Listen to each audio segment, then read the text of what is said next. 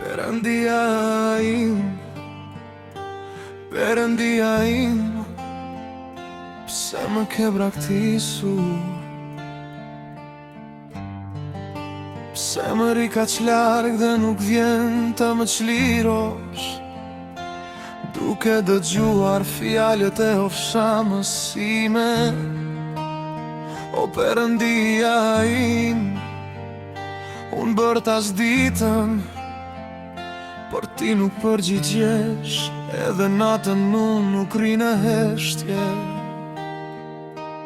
Me gjithati e i shenjti që banon në lëvdimet e Izraelit, e të rriton kam pasur besim të ti, kam pasur besim të ti.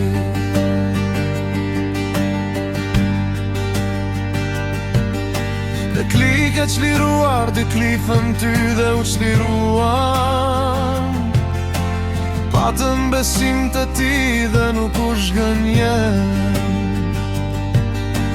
Por unë jam një krim dhe jo një njeri, turpi i njerëzve dhe për çmimi i popullit. Tër ata që më shohin më përqeshin, zgjatin buzën dhe tundin kokën duke thënë: a i ka besuar Zotit, le ta çliroj, pra ta ndihmoj mbasi e do. Me siguri ti je ai që më nxori nga barku i nënes, bërë që të kem besim të ti, qysh nga koha kur pushoja mbi siset e nënesime. Unë u braktisa të ti, qysh nga lindja ime. Ti je Perëndia im, qysh nga barku i nënesime. Mos u largon nga unë, sepse ankthiesh ti afërt dhe nuk ka asnjë që të më ndihmon. Demat të mëdhenj më kanë rrethura, demat e fuqishëm të Bashanit më rrin për qarë. Ata hapin gojnë e tyre kundër meje, si një luan grabi qarë që vrumbulit. Me dermi quj dhe kockat e mia janë të ndrydhura. Zemra ime është si dyli që shkrihet në mes të zorëve të mia. Forca ime është thakë si një në balte, dhe gjuha ime është ngjitur të qelza. Ti më ke vënë në pluhurin e vdekjes, sepse qend më kanë rrethuar një grup keqbërësish, më rri rrotull, më kanë shpuar duar dhe këmbët. Unë mund t'i numëroj gjithë kockat e mia, ato më shikojnë dhe më këqyrin, ndajnë midis tyre rrobat e mia dhe hedhin në short të mikën time. Por ti, o Zot, mos u largo, ti që je forca ime, zito të më ndihmosh. Çliroje jetën time nga shpata, jetën time të vetme nga këmba e qenit. Shpëton nga grika e luanit dhe nga briret e buajve, ti mu përgjigje.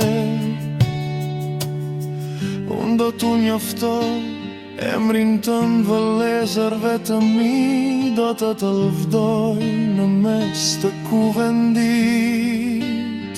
Ju që keni frikë nga Zoti, lëvdojeni, dhe ju të gjithë pasardhës të Jakobit, përvdojeni, dhe ju të gjithë o fisi Izraelit, kini frikë nga ai.